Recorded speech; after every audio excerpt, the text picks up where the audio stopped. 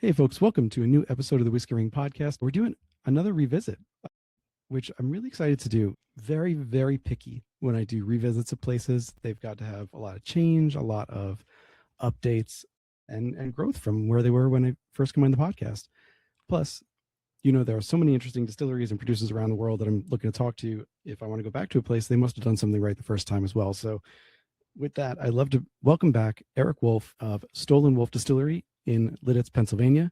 It is not Lititz. It is not anything else. It's Lidditz. And Erik, welcome back on. David, thank you for the chance to be on. Always fun to talk to other whiskey geeks. Again, I use that term affectionately. Of course. But people that just share the passion. So thank you again for the chance to be here.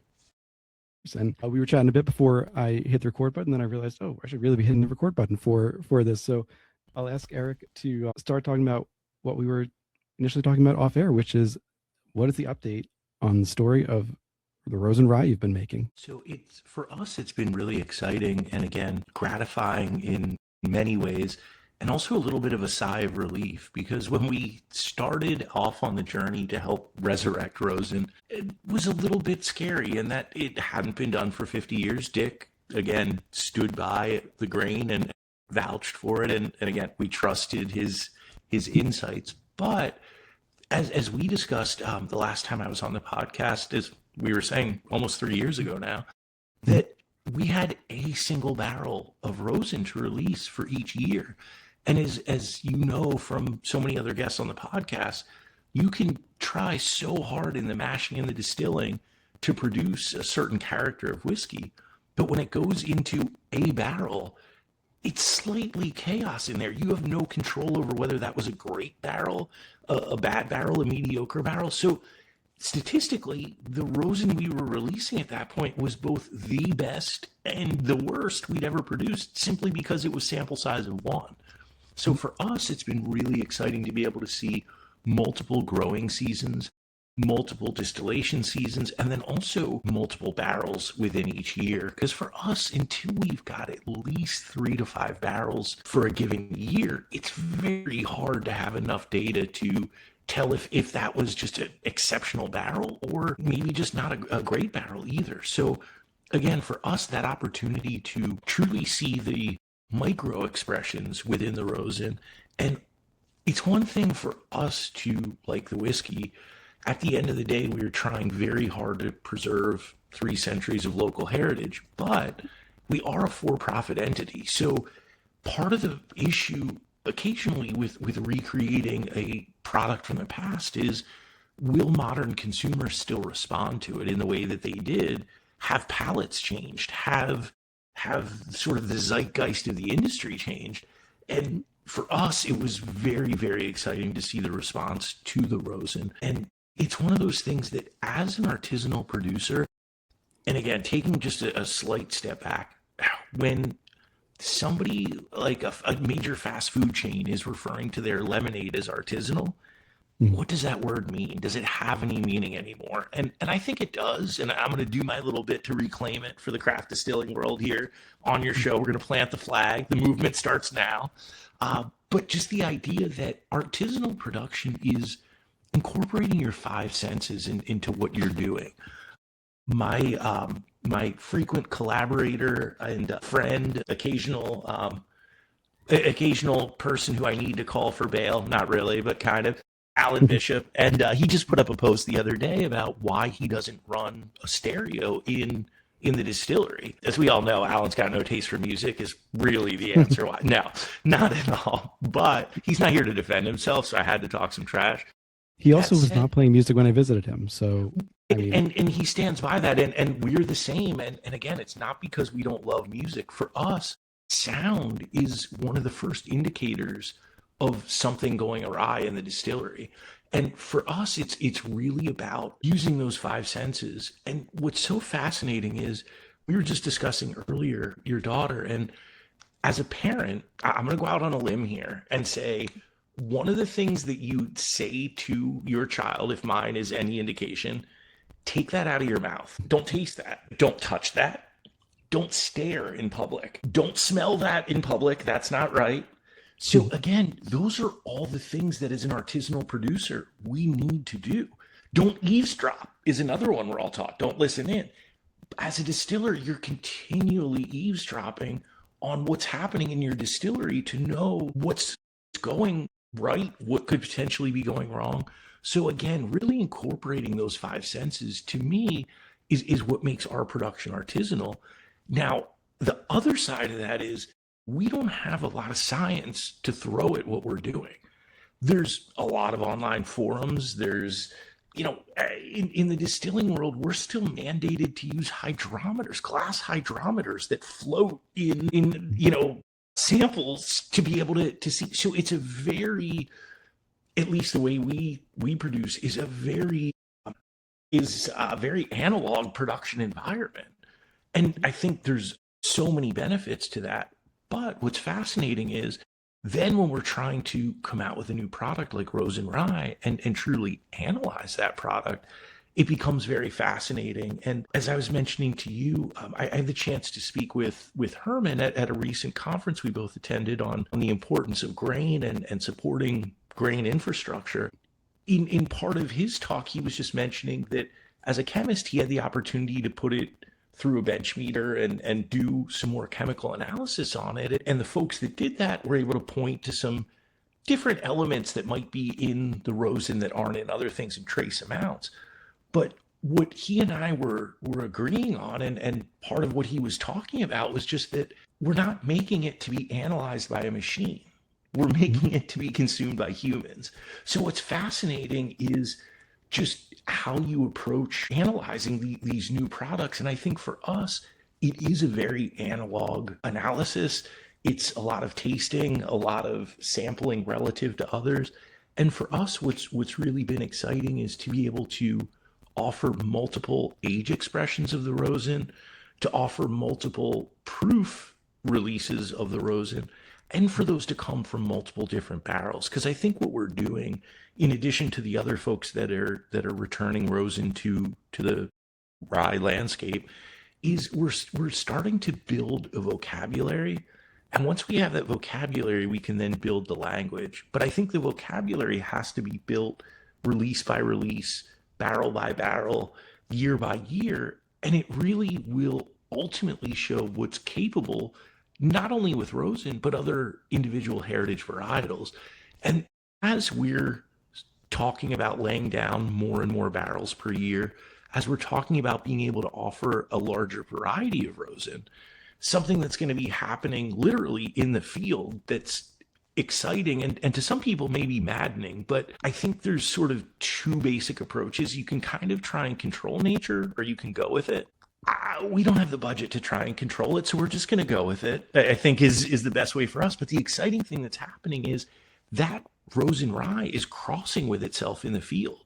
So last year we had a very unique year and very challenging year where we got a bunch of rain early in the year and then not a lot later in the year. But every year we have drought conditions. We're helping to train that rosin to be more drought resistant in that field. It's also taking up the individual trace elements that are in that field and expressing its own sort of, I don't know if I'm using the word correctly, but I believe it's almost a phenotype of that, or it's a slightly different expression of that rosin that's crossed with itself in the field. And again, for those folks that aren't aware, we're actually growing our rosin on a farm that has been in our family since 1741. It was my 9-time great-grandfather, William Klein, that was first able to get the farm, and my cousins still farm it today. So for us to have that farmland that's nearly 300 years old, that's consistently been in the family, and to help not only bring awareness to the farm, but also in some ways economically support a bit of the farm, using the proceeds of the whiskey for us is truly a labor of love and a great way to help call some attention to that local agricultural history as well. Lancaster County being the most productive non-irrigated farmland in the whole country. So again, a very sort of unique environment. And it's, for us truly been a labor of love. I know we might have spoken about this when you first came on it, but I have a fascination with GCMS analysis, and loving those chemical compounds and all of that. But you and Herman are right. And this is for people who may not know. This is Herman from Dad's Hat Rye, who I think should be an episode or two before this one comes out. Herman, if So I spoke correctly for you, yes. If I spoke incorrectly, disavow it. But I believe I spoke. no, I'm sure it was right because it reminded me too of a couple of months ago. I was talking to Mike Swanson up at Far North, and they did their rye study back in 2015, and they're doing more work on that now. But the initial study he said something similar where he's like, we could have run this through GCMS, gas chromatography, mass spectrometry. We could have gone through the sensory machines and those kinds of things, but ultimately, that's not.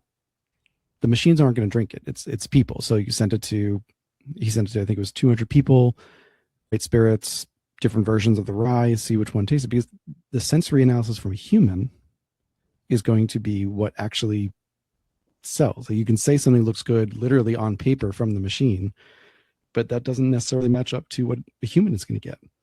No, it's fascinating.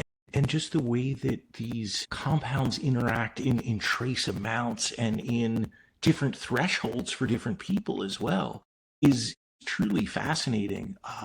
And it's something that I was speaking with another whiskey geek that I know that you love as well, Laura Patrizio, who, again, we owe our involvement in the Rosen project too. But just talking to her again about this gentleman who had spoken at the conference, Martin's, really, really interesting gentleman, and just pointing out that using the scientific method in something like farming or distilling can be very challenging in that how do you isolate a single variable?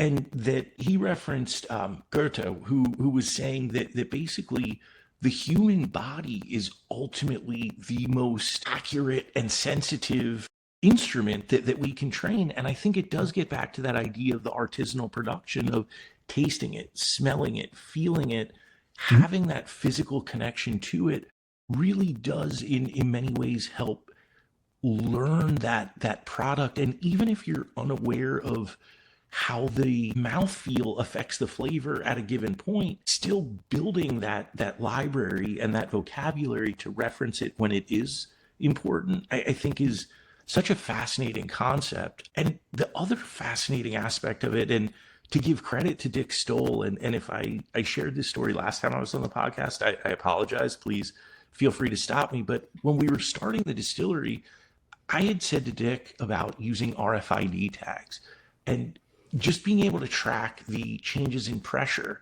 the changes in temperature, the humidity, so that when we got a particularly good barrel, we could harvest that data and use it in creating future whiskey. And as I explained all this to Dick, he looked at me very politely, as he always did, and he goes, well, what are you going to do with that information? And again, he was in his 80s. I already am somewhat confused by technology, so I thought maybe he was as well. No, he was very understanding. I was missing. And his point was, great, you can collect all that data. How are you going to actually replicate the physical lifespan of that barrel and recreate that pressure change, recreate that humidity over time? So again, it's so fascinating, the wisdom in so much of that. And I think at the end of the day, having more data points for us is great. But at a certain point, it is that physical reaction from the consumer that makes it so interesting. And for us, that sort of segues into another interesting project that we've been working on, which is working with Alan Bishop to recreate a colonial rye recipe. Again, with the 250th anniversary of the signing of the Declaration of the Independence. For us, we're always geeking out about history, particularly whiskey history. Having the chance to volunteer at Mount Vernon, Washington's distillery down there is always such a labor of love. But when we were down there, we just started talking about the fact that so many folks view history as this sort of black and white, simpler time that's sort of on a shelf, and those people were our forebears, but they weren't really like us. And how do we kind of relate to these people? And one of the things that we were discussing is one of the quickest ways to create a connection between these people is recreating a flavor that would have been accessible to them at that time. And in doing some research, we were able to find a day book of a gentleman, Frederick Gelwix, that was, I'm sorry, it's Hans Frederick Gelwix. I always mess up his name there. But he was one of the first people to actually write down a mash bill that we could find. And again, from the 1740s to be able to have a written mash bill from this area was very exciting. So it was a little over 2 years ago now, Alan and I started to work on recreating this colonial rye recipe so that we'd be able to have some laid down in anticipation of the 250th. So I believe tomorrow we're going to be submitting that label for government approval. So it will be coming in the next, I don't know what their backlog is like right now. It's hard to say, but that product will be released over the next couple months. And it's something we're really excited about. Again, I think trying to create, there's a term liminal space, and forgive me if I'm, again, mansplaining, but just the idea that you're bridging two different eras. And I think for folks to be able to try a historically created whiskey, now we are creating it on the column with a thumper, so it is a slight modern twist on that, a more modern interpretation, but the mash bill is identical to what was being used then. And I think, again, to give folks a bit of that Rosetta Stone, we've got some of the unaged whiskey, we've got some of the aged whiskey, and to be able to serve that next to our current offerings, I think for folks will be an interesting experience to see what folks were drinking back then. Now, there's a bit of romanticization, I believe that's the word, of the past, and the idea that, well, if it's older, it had to be better because it was a simpler time, and it was yes and no. I think there are definitely some things that have gotten much better over time. There's certain things that through industrialization, maybe we lost some of that smaller, more close approach to crafting some of these things. So I think for us, it's just an exciting opportunity to play and also hopefully bring folks along on a journey for that. So for us, we're releasing that under a label we created called Wolfe and Wilson, harkening back to both our in older time, but also our partnership together. So we're very excited to unleash that on the world. The Wolfe, obviously, our last name, and Wilson is Alan's mother's maiden name. So I think it'll be an exciting journey, and hopefully the first of many products we'll be able to work on together. We also have a colonial inspired rum that we had the opportunity. It was something that, again, while working at Mount Vernon, Paul Menta from Key West Legal Rum had approached Alan and I, and we were able to help bring that idea to life. But it was a fascinating story where consumers don't willingly change things that they like unless there's a lot of pressure to do so, whether it's economic pressure or scarcity. Or so with rum, we were a rum drinking British colony, as many of us know. All of a sudden start to have some conflict, naval blockades, it becomes illegal to have the British rum. So Americans still want rum and are not quite fully switched over to whiskey yet. So at this point, they're actually taking things like corn stalks and pressing the corn stalks to get sugar, essentially, out of them, some corn sugar. They're mixing that with what little bit of sugar they can come across in any molasses, and essentially making a mid-step between rum and what would ultimately become whiskey. So for us, it was very exciting, again, to create one of those liminal experiences for people where you've got one foot in the modern era, but you're tasting something that nobody has made for a few hundred years. And there's a good reason why nobody's made it in a few hundred years. A, it's a major pain in the ass to make. It's so sticky. And B, the yield is not necessarily that great relative to other ways of making spirits. And then the really hard thing in sort of the modern era of making it is if you don't fit under a designation that they can put you on a shelf, then what happens? And in my opinion, it's also why there's not a ton of corn whiskey made in the United States either, just because corn whiskey, again, beautiful product, but to a lot of folks, if it's not on the bourbon shelf, then it doesn't exist. So it's fascinating to see how that bleeds into other areas. For us, we were really excited by the flavor that came out of that, and the folks that we've had taste it also really, really excited by it. So, and as I'm telling you this, I'm realizing I haven't sent you samples of either of these, and I need to do that. So it will be, instead of me telling you about them, let me send you some to try, and then we can talk about it. I think you'll enjoy. All sounds good. I appreciate it. I look forward to it. Yeah, the mash bill. I was fascinated when I heard you mention that. I think it was on the podcast with Alan on either Distiller's Talk, or if you have Ghosts, you have everything. And this was not only the mash bill that's almost 300 years old now. It's not one made out of necessity. It's someone who was in a town, a city. He was a cobbler, I think, right? He was a shoemaker, and that's a fascinating thing. Yeah. So, and I say that because normally at that point, even until nearly pre-modern times, we think farmer. What is a farmer distilling? He's distilling the excess grain he has. So that's why you have the different varieties from different parts of the country. It's where certain grains were grown, broadly speaking. I know there's exceptions, but broadly speaking. And yet you have this cobbler in 1740s when rum is still the predominant spirit, and yet he's not doing it out of necessity. He had enough that he could. I'm hypothesizing a little bit, but he had enough that he could probably test a couple of runs to say, okay, this is the mix that I like best, because he was very specific, and like a peck of oats. No, great memory. And with that, it's fascinating. To your point, it's almost a decadent whiskey for the time, in that it's got wheat, and wheat was made to be exported or grown to be exported.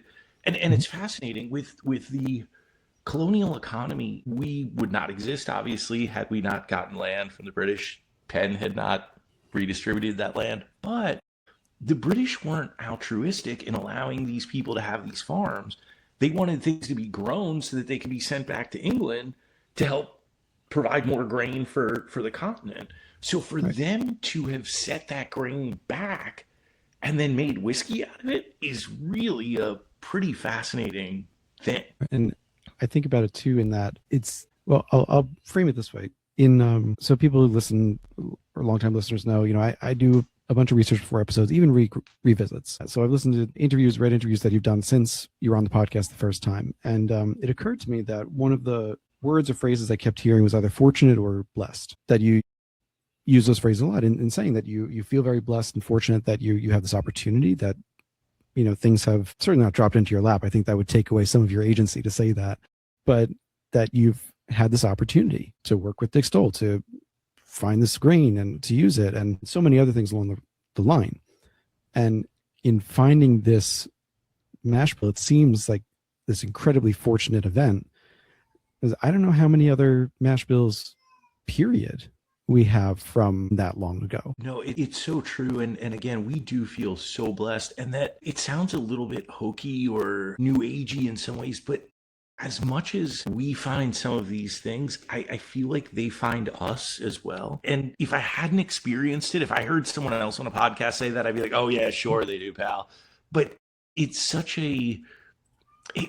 interesting, and it's happened and recurred so many times that it would be sort of crazy to ignore it. But what's fascinating, and part of the reason I ultimately ended up collaborating with Alan Bishop, was just, I love to go down different rabbit holes and to see where the different information will lead. So for me to even find production, it had been out of print for I don't know how long. I found on eBay this old daybook of accounts by a distiller, and so it takes a very disturbed person to even search for that stuff on eBay, then buy it, then to sit and actually go through it like a weirdo, looking at somebody's accounts from hundreds of years ago. But what ended up happening so many times was, and Alan and I were rowing mash together down at Mount Vernon, and I started to reference this daybook. And I say this with love, that son of a bitch knew exactly what I was talking about. And again, when you're a weirdo and you see another weirdo across the room, you Mhm. notice each other and you're like, oh, there are other people like me out there. And I know there are lots of folks in the whiskey world that are very passionate and track down all kinds of esoteric information. But for Alan and I to sort of both talk about that, and again, there's so many times I had read a book once on landrace farming and just the way that the different soils affect whatever. And at the end of the book, I get to there and they're thanking Alan at the end of the book, where I'm like, I'm trying to one up his information and look and find what, but he's every little rabbit hole I go down, he's also there. So if you can't beat him, join him. So for us to be able to sort of pool a bunch of that weirdness and strange knowledge together has been a lot of fun. And I think part of one of the only rule of improv is yes and. If you and I were doing improv and I said, David, oh my God, look at the giant purple dragon, and you go, no, there isn't.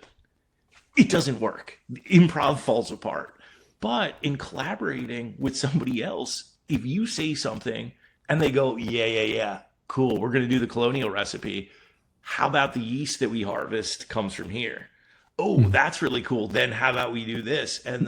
So that's how you ultimately get Alan and I harvesting some local yeast to work in there, Mhm. how there's some cheese culture thrown into the fermentation, which there's some interesting history there with German immigrants and crossover with dairy.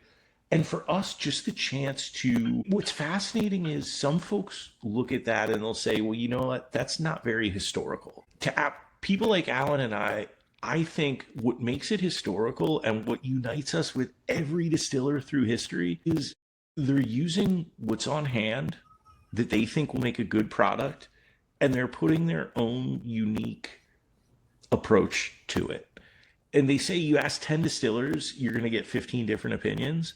And I think that's part of the beauty of it. But so much of what connects us through and on our bottles, it's united by purpose across time.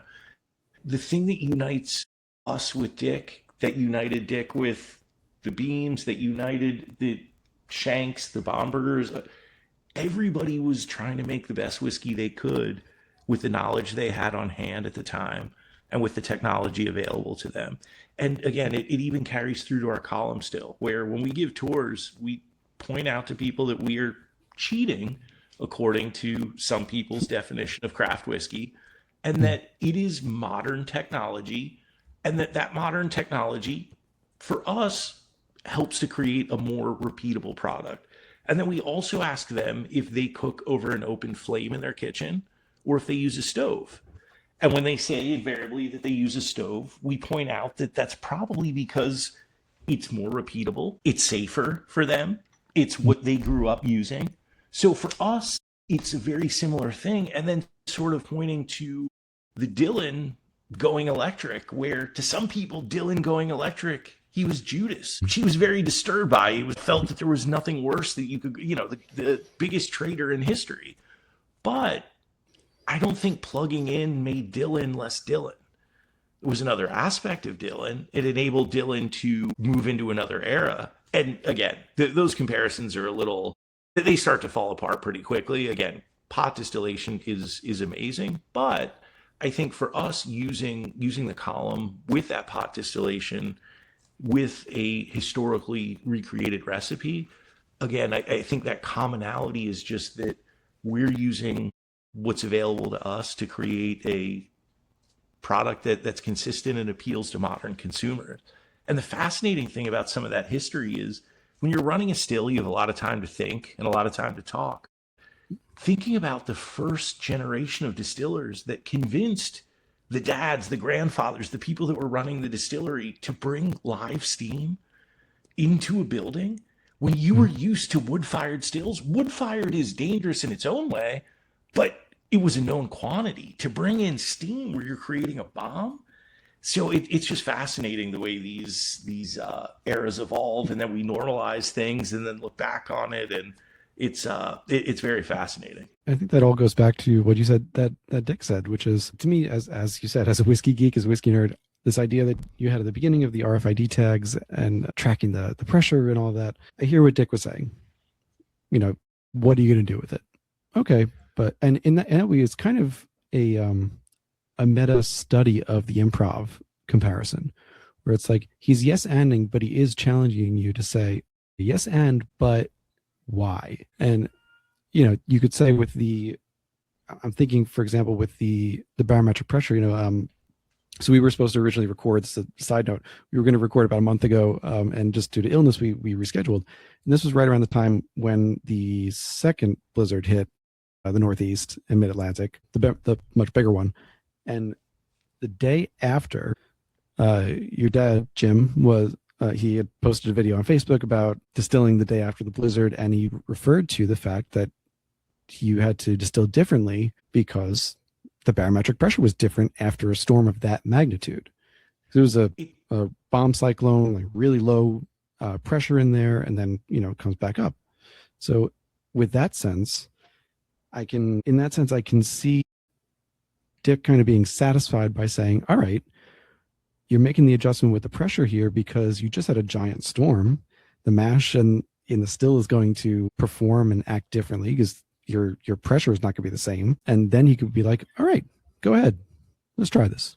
And to your point, I think it's fascinating that in Western culture, we look at becoming good at things and we want to become experienced and we want to become experts. And I don't think you can become an expert in anything without being humbled greatly in that journey.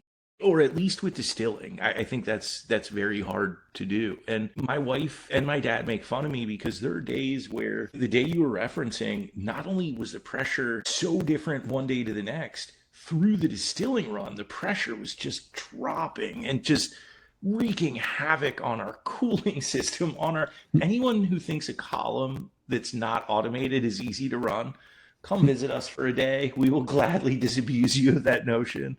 But it really is humbling in a way that makes you question your assumptions and question your knowledge. And I think ultimately, to truly become good at distillation, you need that. And you need, if 20 something year old me heard me saying this as a nearly 50-year-old, I'd be like, okay, old man, yeah, sure, it's got to take time because young people don't know. And it's not that young people don't know, it's just, until you run that still day in, day out, season after season, different products, different consistencies, different gravities of mash, you're gonna see something different. And there was I forget which baseball announcer it was, but they basically said show up at any ballpark any day at a major league park. Doesn't matter how long you've been watching baseball, you're gonna see something that day you've never seen before. And I think distillation can be that way if you're paying attention to the different variables. And for us, it's just certain days our still is a bear.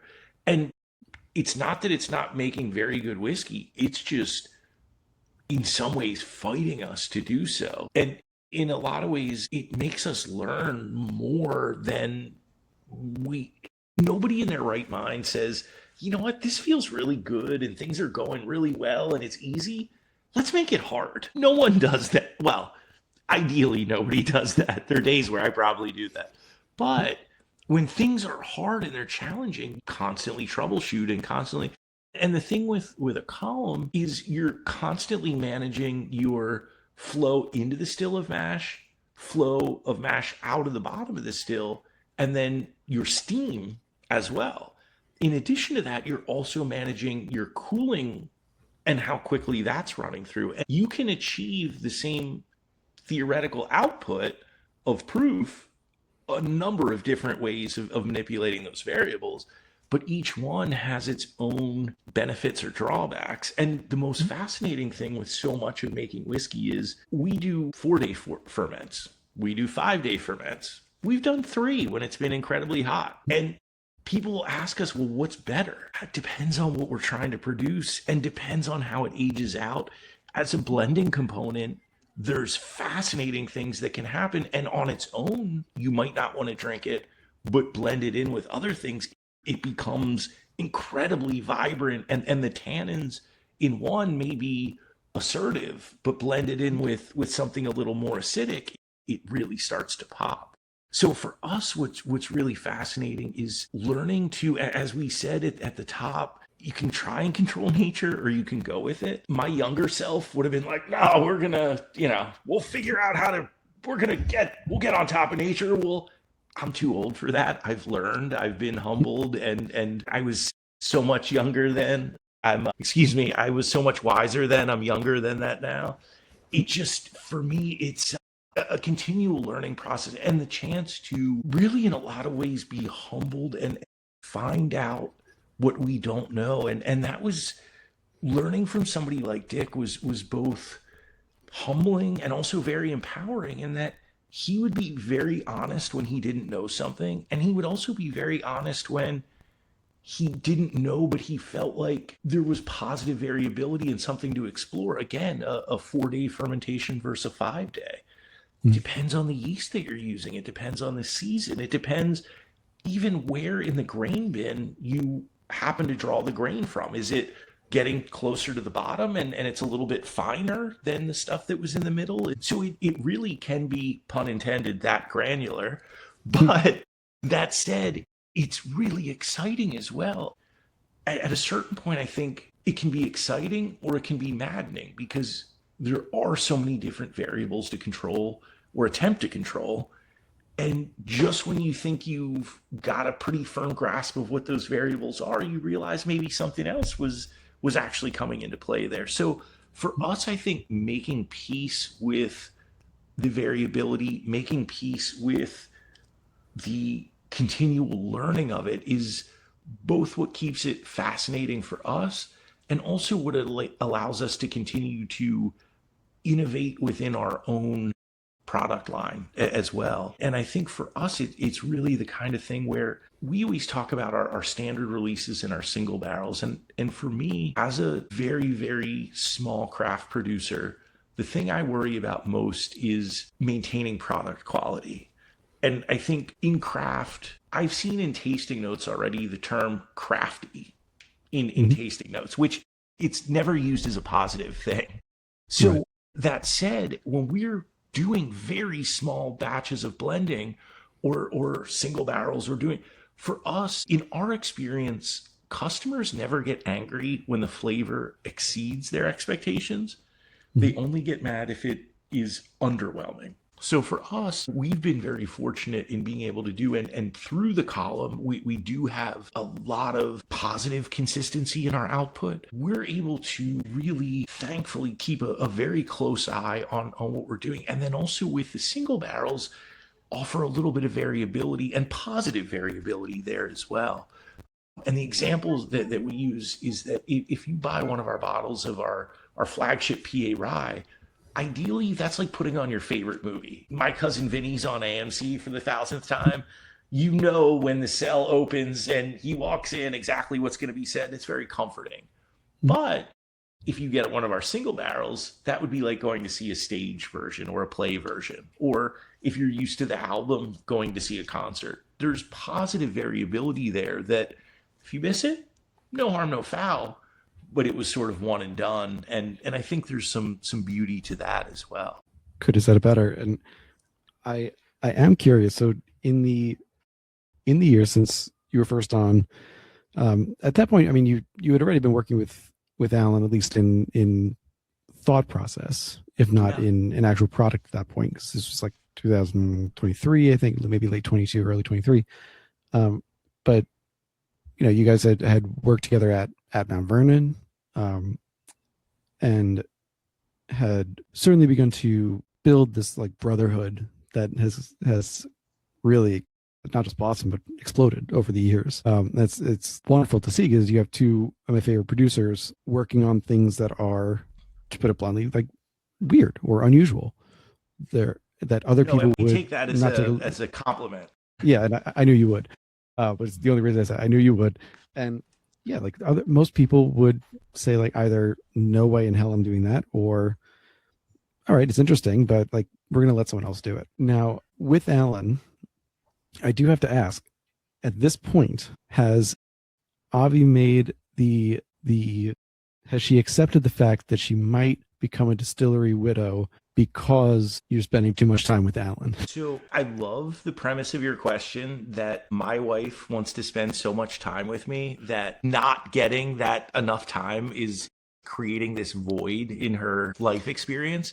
God bless you for saying that. We work together. We've been married for over 21 years now. We love each other so dearly, deeply, greatly. But she loves Alan, not only for his own personality, in the same way that Alan's wife, Kim, also feels about me. But what they really love is that it's like an adult play date and that we leave them alone. Because if I wasn't talking to you right now, David, about whiskey, I'd be talking to her about it. And she's heard enough about whiskey all day at work, over the weekend, first thing in the morning, late at night. So she loves, Alan always jokes that he's like, your wife actually would rather talk to me than you, which is maybe not far from the truth. But no, our wives, it's great that I think they see us as big kids to begin with, but they really see our inner child kind of come out when we're hanging out together. And there's a trip to the barrel barn that Alan and I took with another friend of ours, Aiden, that's sort of become legendary within our personal lore. In that I took those guys. We were working on a veterans workshop the next day, a big charity event, and I took them over to the barrel barn. When we left the distillery, it was 5 o'clock in the afternoon. My phone died, as it's wont to do. I'm again like a big kid. I don't check those things, and my wife knows to call Aiden or Alan when she wants to know where I am. So I think it was around 11:30 maybe that she got a hold of us, and we'd been pulling barrel samples, and I was, as a proud father, showing them all of our babies in the barrel barn. And she very politely let us know that we were not welcome at home until we were taking an Uber to a diner, then taking an Uber home, and made sure to drink plenty of water. And then she would consider letting us in the house and speaking with us. So again, she's fantastic. And I think if she could put one of those backpacks, like with the leash that people used to have for kids in the mall, they still do. Okay. So I'm not that far off. I think she has probably considered that for me. And the nice thing is when Alan's around, there's another responsible adult-ish who's not her that's in charge of things. So I think for her, it's truly a vacation and a labor of love. What she doesn't like, though, is the mornings after we hang out, we'll have lists of all these ideas of projects to work on. And the joke is that it's our job to come up with really cool ideas, and it's her job to say why they don't work. And when they dovetail, and there's one that meets our criteria and hers, like the Colonial whiskey, we're like, all right, we know we've got a winner there. It's truly been, again, I'll use the word again, a blessing just to be able to work with other kindred spirits and other people that I think sometimes the spirits world is very, particularly as a small producer, it can be very isolating sometimes. And the spirits world is very convivial, and the tasting room aspect and the enjoyment of those spirits is very social. But the long hours spent under tanks and getting burned and cut. And it's nice to have other people that live in that world to sort of commune with and to be able to share your journey with. And again, I'm very, very thankful that we have. And I'm curious just to ask as well, because you're not, I don't think you're not quite a decade producing yet. It's closer to like 6 to 8 years, right? It is. For us, I believe we've had a product on the market for 8 years, and we've been producing for about 6.5, 7 years. And that was, again, Avi's foresight to say, okay, great, you want to help resurrect distilling in Lidditz. Let's make sure the market actually is interested in that story before we open the distillery. Right. And so the reason I ask is because on your first appearance on If You Have Ghosts, You Have Everything, you and Alan, towards the end of the conversation, we're getting into a question about products, and you guys independently of each other and as a pair are working on so many projects, have so many products that you have created, ideated, tried out. Not everything worked. Some things were fantastic. In all of those things, Alan put it in a way that he said, there comes a point when you don't want to talk about old products, and some awards kind of feel icky, and You're just going to want to look forward.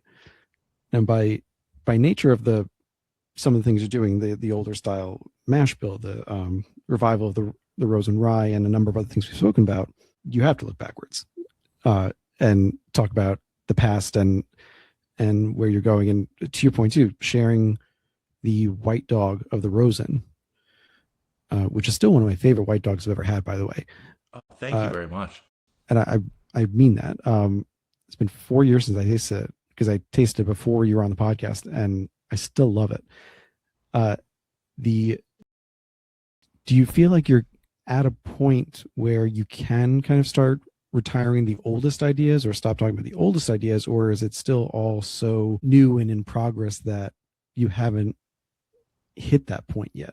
That's a really interesting question. And it's funny, in talking about our different collaborations, Al and I also talk about the creative process quite a bit as well. And I think, I don't know if I'm answering your question properly. Stop me if I'm not. But I think there's sort of two basic approaches to creativity. And one is that every idea is very precious and should be held on to and mined. And I think the other way to look at it is sort of where I think Alan and I are, in that I've got ideas coming whether I want them to or not. And some are good, some are horrible. But it's almost like getting ideas out so that you can clear path for other ideas to be coming through. And I think the hardest thing, if I can be overly contemplative about it, and maybe even slightly pompous, there's that great essay by Oscar Wilde, and he talks about how editing and writing are really two different, or editing and creating are really two different sort of skill sets. And if you do one while you're doing the other, you're kind of not doing either justice. And I think for me as a creator, I'm not a great editor of ideas. I think that's why I in addition to be able to work with Aviana is so fulfilling, but also to be able to have somebody who cares about you and cares about seeing good ideas come to light, but is brutally honest and is like, yeah, that's an okay idea, or that's a great idea, but here's why it wouldn't work in a commercial context, or here's why that would be a giant boondoggle and we would lose tons of money. So for us, I think with the creative process, it's this weird thing where they just sort of come from different places and at different times, but they're always sort of filtering through somehow, for better or worse. And I think what's interesting with some of the ideas is to be able to go back and even revisit certain ideas that were maybe we didn't have time before, or maybe we didn't have the statistical significance. But then I also think it's very important to recognize when some ideas are just not bad, but just every idea has its time. A good friend of mine had once said, and I think certain ideas at certain times, learning when to step away is something I've also been trying to learn as well, just because it's fascinating with whiskey history. There's never enough warehouse space or grain to do all the cool things that you want to do. So hopefully that was at least close to an answer to your question. Sure. Now, I also want to ask a couple questions about your experience at Mount Vernon, because I haven't had the chance to talk to you. I didn't have the chance to talk to Steve Bayshore when he was still at Mount Vernon, and so it's only been kind of a tangential thing to speak about. But it is really this: if people follow you, Alan, Laura, I don't know about Kurt, but I mean, a number of Sam Comlenig, a bunch of people who are regulars. Let's say Lisa Wicker, another one, who are regulars down there. Anytime I see you guys down there, it's usually like twice a year, maybe. And every time I'm like, God damn, I need to get down there, because it looks like you are all like working your asses off, but also having so much fun at the same time. In so many ways, it's funny. I was reflecting on, I didn't have the chance to go this spring and was missing it so much. And in many ways, it's almost like camp for adults. Camp in, if you, again, as you said, worked your ass off, smelled, interesting stories. So of the people that have volunteered at Mount Vernon, we've had people when we've gone to return rental cars accuse us of smoking in the car until you have them smell the giant duffel bag of clothing that, and they're like, oh no, that is those are your clothes. We've been in the elevator coming back, going up to our rooms, and people look at us and they're like, do you make barbecue for a living? Or so I was once in the shower, because you normalize the smell. I was once grabbing a quick shower to go meet some of the folks who were down there afterwards. I got out of the shower because I thought the hotel room might be on fire because it smelled that smoky, but it was just the wood smoke. And I only bring that up because just to have those sense memories, and again, truly a liminal space where none of us are insane. We know we're not back in the 1700s, but when you look out of the corner of your eye and you see the steam rising from a mash tun and someone's raking and you see the light streaming in through the smoke-filled room, you're time traveling for a minute. And you may not actually be going back to that time, but you're experiencing the same sensory stimuli that those people did in those moments. And for us, it's just such a labor of love. And the group that gathers there, just the esoteric, interesting knowledge. It'll be the kind of thing where somebody will bring up some interesting factoid that's food history or whiskey history. And all of us, I'm sure this happens to you quite a bit. You speak to normal folks and you mention something like that. And they're like, well, isn't that fascinating that blue cheese and pineapple have the chemical similarity? They have nowhere to go with that. They're not necessarily all that interested. And on to the next thing. And thank you, weirdo, for bringing that up. You know what the sickest thing about that is? I'm sorry, I just have to jump in on that. Is that I know exactly which acids you're talking about too. Oh, I knew you would. Butyric acid. I knew, and that's why I brought it up.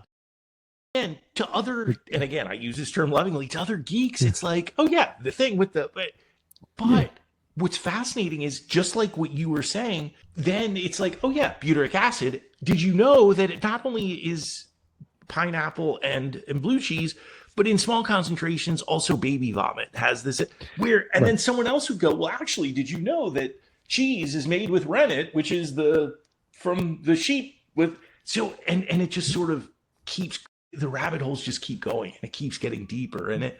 So it's just, it's so much fun. And it's the kind of thing where just to be able to toil with other like-minded people is just such an amazing bonding experience. One of Alan's favorite things to do is in the morning, the hotel breakfast area will be very crowded.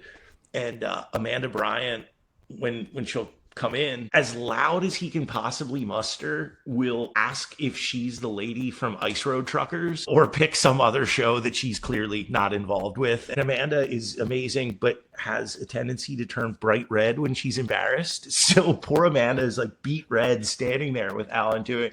So again, it's just great to see adults having a childlike sort of experience. And again, chopping wood, working around very dangerous hot stills, working around very dangerous hot mash, doing. So it does take a very sick individual to do that on a daily basis at work and then say to yourself, you know what I want to do on vacation? Do more of that, but with less technology. So I think it's truly a testament to people that run it. I mean, to people like Steve, to people like Lisa, just the groups that they coalesce are just really amazing. And it's the kind of thing where George Washington bailed our country out of a lot of tough situations. And his legacy still continues to unite and draw a fascinating group of folks from around the country and really around the world. So it's truly a unique place. And in some ways, it's almost like a field of dreams of whiskey in a lot of ways. Yeah, it's on my bucket list. I don't know if I'll ever be able to get that invite, but I know I'll have to sign more waivers than you guys have to sign because I'm not in the industry. But it looks like such a unique experience. And of course, my wife is also a huge Revolutionary War era fan. So it's one of the few and she has no interest in whiskey whatsoever. So it's one of the few areas that I can kind of cross the streams there. That's fantastic. Well, and again, I can't recommend it highly enough if you get the chance to go. It's truly just an amazing experience. Now, I do have to ask, because there are some just legendary things that come out of these experiences. Why does everybody get sick every time they go? It's so funny. So I think there's a couple factors at work. I think they've recently been able to fix some of the smoke ventilation. So it's a lot less smoke hanging out in the distillery area.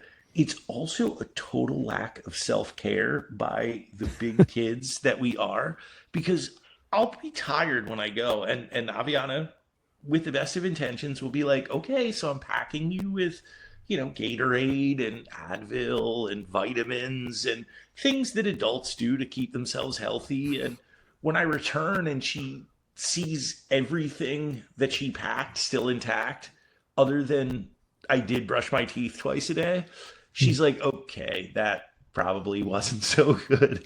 So again, we'll show up around 7:30 to light the stills, get done some days 5:30, some days 7:30 or later, go home, grab a quick shower, and then everybody gets together. And with distillers, I'm sure you've seen this before, but the first thing distillers want to do is have you try things that they've made. And when distillers get together with other distillers, they want to have you try the most esoteric thing they've made, which as a distiller is my favorite. When I go somewhere and what do you want to try? It's always, what's the weirdest thing you got? Because I've tried a lot of standard expressions. I'm curious to see how weird we can get with. It's just, as somebody like Alan will bring some black absinthe, which, of course you should drink black absinthe at 11 o'clock at night after you've been distilling all day and have to be up in a few hours and do. So I think some of the sickness is basically self-imposed, just sort of paying the piper for all the fun we've had. Although I can't speak for everybody. There are some responsible people that actually do go to bed at a normal hour and make sure to hydrate properly and do approach things as a adult should. I unfortunately am not often in that category. And my next question, you may need to either disavow or kind of take the fifth on, but I have to ask, because this came up in another conversation with Alan about the worship of the meatball and snakes and dildos. Wow. So, and what was Alan, what did he reveal on those topics? Not much. Not much.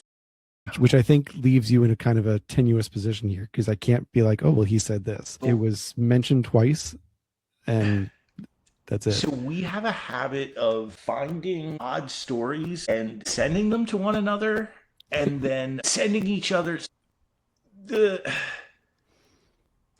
so definitely a lot of inside jokes and inner dialogue that most adults have but keep to themselves, but Alan and I share with one another or share with other friends of ours. So we were out for the giant meatball. I feel like that one I can talk about without any black cars showing up or me disappearing into any facilities that we don't know about. Fair enough. We were down at Mount Vernon and had the chance to have dinner at Virtue Feed and Grain, which if you've ever been is amazing. Big Tom Gale runs it, and he's amazing. He's just such a personality and has these amazing sayings. And he was plying us with some fantastic whiskey. And on the way out, we happened to notice that there's this giant art installation in Arlington down along the water. And it is supposed to be a representative of the meteorite whose impact caused the Chesapeake Bay. So a very, very logical connection to the area. However, the statue looked like a giant steaming meatball. And it literally had steam that would rise out of this statue. So we thought it would be great to sort of create a legend of the cult of the meatball, imagining folks sort of worshiping this great meatball, to the point where we even staged a very brief faux religious ceremony around the, which I'm sure any bystanders who happened to see that were both horrified and intrigued, which was the intent. So yeah, some good improv street theater sort of happening there. And I do have to say, the only time I've ever brought up a project to Alan that he has said no is Alan's a fan of professional wrestling. So I had suggested to him, because people do know that we're friends, it's a nice heartwarming story, it's fine. But I was trying to convince him that what would be even more fascinating is if we would go the Andy Kaufman, Jerry Lawler route and create a public feud that we could then play out in the, again, didn't work out, but again, just so you can see some of the ideas that are not ready for prime time.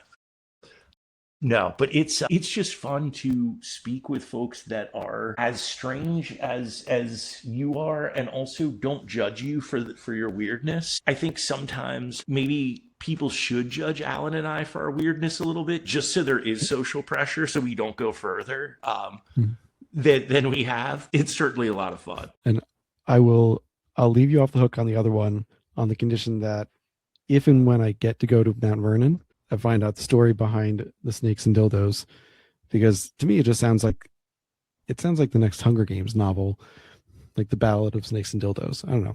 So, I could see it. And I think it's a story best revealed over a dram under the light of a full moon, I think would be the proper sort of setting to sort of to bring that out. But as everything that Al and I do, it involves a little bit of history, a little bit of esoterica, and a lot of just general weirdness. That sounds about right. Yeah. We know both of you guys. That sounds about right. So, Erik, just in the last couple of minutes we've got here, I want to, end back at Stoll Wolfe in Pennsylvania. And I think last time we spoke about the idea of legacy, and I know that's still being built, but I wanted to frame it in a different direction. You've been pretty adamant, both, I'd say, when Dick was alive, but especially since his passing, that you would not take the title of master distiller, that you dispute it if given the title.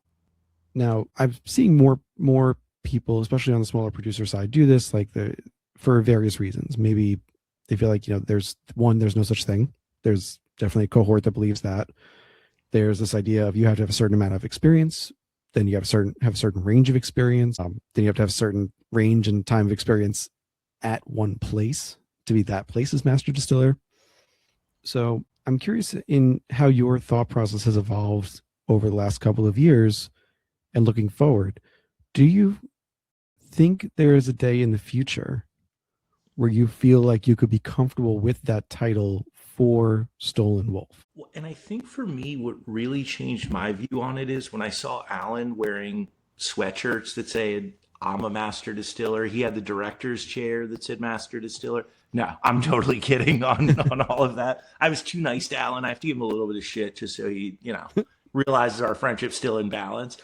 Otherwise, he's just going to give me shit for being too nice to him. So, no, I think with it's a great question. And I think for me, I just don't see how I'll have enough time in my life, given when I started distilling, to reach Dick's level of knowledge, or to reach the level that some of these guys who truly earned the title of master distiller, Jim Rutledge. It's the kind of thing where I just view it as we were talking about the humility aspect before and the humbling aspect.